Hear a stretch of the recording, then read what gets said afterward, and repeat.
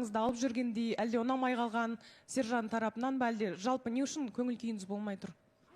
Жоқ, енді біз ылғи бірге жүрген адам болғаннан кейін біздің негізі настроениеміз қатты бір-біріне влиять етіп кетіп жатады. Мис кезінде менде де солай болған. Мен кәдімгідей тревогамен жүргеннен кейін бұл кісі де ұйықтай алмай, тревогамен таңертең ерте тұрып алады, мен тұратын уақытта солайынан жүретін бұл кісі де. Сондықтан бір екеуміз сол сержанның кірген настроениесіне мен де кіріп алған шығармын, бірақ негізі былай бір менің өмірімде қорқынышты, қиын кірмей қой, не істейсің кіріп? Жоқ, сонда да кіргің келмесе де кіресің ғой. Енді қасыңдағы адамың бір усталый болып, кішкене мұңайып жүргеннен кейін мен мәз болып, әлем түсем деп жүре алмаймын ғой енді. Бірақ сонда да енді кішкене болсын, менде де уайым болады да ішімде. Бәрі жақсы болып кетсе. Оның үстіне спортқа бет бұрам деп жатқан едіңіз ғой. Бұрып бастадыңыз ба? Мен ба?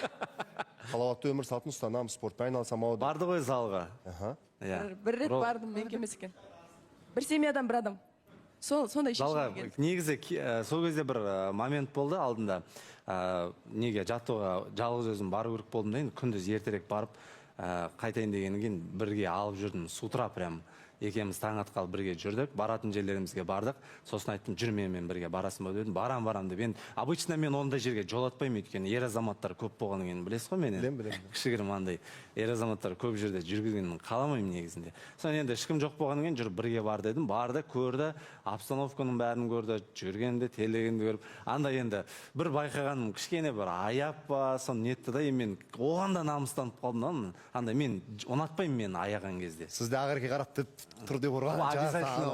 Жоқ, мен негізі қарап бүйтіп қадағалап тұрған жоқпын, бірақ көрдім да, кәдімгідей негізі спорт деген дүниеге еңбек өте қатты кетеді екен да, және ол бір сабырды талап ететін дүние ғой жалпы. Себебі бір адам баласының ішінде бір қайраты, күш жігері болмаса, оншалықты уақыт өзінің терін төгіп қаншама ондай әрекет істей алмас па еді деп ойлаймын да. Енді көріп кәдімгідей таң қалып қалдым, негізі мықты екен ғой деген сияқты. Мен мықты екенін білетін едім ғой, бірақ одан бетер мықты екен деп қалдым. Айдана микрофон ұстап отқанда 5 минут болды. Қош келдіңіз. Бүгінгі мерекеңіз құтты болсын. Енді алдыңғы соңғы келген кезіңізде осы салмақ қуалаудан да маңыздырақ бір мәселе жайлы айта кеткен едіңіздер. Ол Ақеркенің ата-анасының қарсылығы жайында сөз қозғалған еді. Сол кезде Ақерке сіздің өзіңіз барып жаңағы разылығын алсаңыз, өзіңіз сөйлесеңіз деген мәселелерді қозғаған болатын. Сол мәселе ары қарай бір шешімін тапты ма, өзгерді ме, бір өзгерістер болып жатыр ма деп сұрағым келіп отыр. Мен 5 күні келдім, қателеспесем, 5 күні келдім, бүгін 8-і, 3 күн өтіпті ғой енді. Сондай бір. Бүгін 7-сі. 7-сі. 2-ақ күн өтіпті даже. Өзгермеді. Оның алдындағы келген кезіңізде айтып отырған. Бұл келгенде емес, оның алдында келгенде айтып едіңіз. Мен есімде жоқ. Содан сіз айтқансыз, мен алып барам, бірақ билет алып бермеймін деп. Оны ма? Маған бармай ақ қой дедіңіз. Айттым ғой, мен барып қайтайық деп. Білем ғой, жоқ, сол әңгімені айтып жатыр ғой, содан бері бірнеше күн. Ол мәселеге келеміз, ол нәрсені. Енді Айдана былай ғой, анандайда балаусаған босамай жатыр деп саған жауап жүрсің. Шаруа қашан бітпейді, когда бір-біріне баттастырып тастаған кезде да, менде всегда бәрі по полочкам. Менде қазір жақын арада осындай бір жұмыс тұр, оны бітірем, онадан кейін оны бітірем, одан кейін барып осындай да менде по полочкам. Міндетті түрде мына алға қойып отқан қазіргі дүние өткеннен кейін бізде менде біраз уақыт демалыс болады, сол кезде бірден сол нәрсеге кірісеміз. Баласағаным, сізде дайын жүрсеңіз, Бауыржан мырза сізде. Мен әуре болмай қой дедіңіздер. Сіз бармай қойсыз. Сіз барасыз ғой, Бауыржан мырза, ол әзіл болған ғой. Сіз болмайды ғой. Мен бара алмаймын, мен тойым. Барасыз ғой. Неге сонда досың, жарайды, оны айтып қойын. Бауыржан мырза енді мынандай нәрсе ғой. Досыңыздың барып көмектесіп. Иә, көмектеспейсіз ба енді? Көреміз, ақылдасамыз. Жарайды.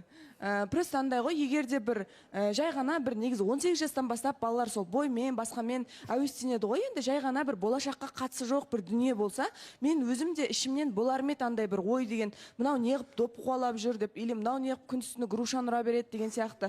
Енді бұл кісінікі де бәрібір енді өзінің табысы бар дүние болғаннан кейін, енді ертең күні тойдың қамы бар, басқасы бар, сол нәрсеге де бір болашақты ойлап бір тырысып жатқаны шығар деген сияқты қылып, қазір ол нәрсемен де бір мен грузить еткім келмейді. Мен мамам қарсы деп айта бергенмен, бәрібір ештеңе өзгермейді. Бұл кісінің толыққанды жекпе-жегі өту керек, шаруалары біту керек, содан кейін барып болатын дүние ғой. Сондықтан болашақта бұйырса көріп жатармыз, қарап жатармыз. Алишер. Иә, қош келдіңіз, сержан. Негізі былай ғой. Просто шынымен де Ақеркені мен жота байқап жүрмін, бір настроением болмай жүрген сияқты ма, сөйтіп көрінеді маған. Кімнің? Ақеркенің. Болмайды, жаңа айтып тұр ғой енді. Сержанна көңіл жоқ, негізі бір сондай бір сұрақ бола ма, өзіңде бір сондай бір сұрақ мазалап жүр ма сені? Сержан маған қашан бір сөз сала деген сияқты қылып, сен тұрмысқа шығу жағынан деген сияқты қылып қойды. сондай бір сұрақтар негізі мазалап жүр ма деген сұрақ қой негізі. Ондай Или сұрақ, жалпы? енді ондай сұрақ мені ешқашан мазаламапты. Білмеймін, мен жалпы жұп болуға ұсынысты да біраз уақыт өте салынды ғой. Бірақ мен бүйтіп әліптің артын бағайын деген сияқты бұйырған күні деп қоятын адаммын кез келген нәрсені, бірақ андайғы біреулерге жаловаться етіп, неге маған сөз салмай жатыр деп, немесе Сержанның өзіне маған сөз салшы, мені алшы бүгін ертең деп айтып жүрген жоқпын. Барлығы жазылған уақыты бойынша менің көңіл күйім басқасы ол нәрсеге байланысты емес, жалпы ештеңеге де байланысты, жаман көңіл күйде емес. Бола ма? Ақерке, сұрақ былай қойсам бола ма? Тіпті бүгін Сержан сізге үйленуге ұсыныс тастаса, жауабыңыз бар ма негізі? Мен тастаған жоқ қой, тастаған. Жалпы сұрап жатырмын, жауабыңыз бар ма деп жатырмын. Дайындап жүрген. Жауабым Көп қабылдап қалғанда мен просто сұрап жатырмын да, негізі сондай бір мазалай ма деген, қыз бала болғаннан кейін, енді мен де Аягөз, қасында қыз жүргеннен кейін деген сені мазалай ма, Әлішер? намектап сұрайсың ғой. Жоқ, енді біз айтып отырық қой, жақын арада деп, сіздердікі жақын арада ма деген сияқты бір Иә, айттық қой оны, үш рет айттық қой. Жақын Жуырда. арада, кішкене уақыт қана қалды Жақын енді деп. ол қандай смыслда жақын? Ол былай жақын болуы мүмкін. енді биыл шығар деген сияқты, Мынандай. шығар деген сияқты ғой енді. Жаңа Сержан ағам айтып кетті ғой, по полочкам жүремін мен деген сияқты қылып. Примерно жаңағындай сіз бес қуып жатсыз, жаңа бойыңыз бар. Примерно соның бәрін өткізіп болғаннан кейін бір пландап жүрген шығарсыз. Күн жылыда ма, күн салқында ма? Әрине жылыда, ыстық кезде де болуы мүмкін ол. Дейді ғой енді. Иә. Мен Бір ешқандай жылдықтарың хабарым құтты жоқ. болсын деп айта салайын. Рахмет. Алдында ұмытып кеттім құттықтауға. Бауыржан мырза, негізі меніңше ол ұсынысы болсын, басқасы болсын, тойды қай уақыт бірақ мен ондай нәрселерден хабарым жоқ. Мен сұрамаппын да, екеуміз биыл үйленеміз ба деген сияқты. Себебі бір андай болып көрініп қалғым келмейді. Мені алшы деген қыз сияқты болып көрініп қалғым келмейді, егер де, если честно.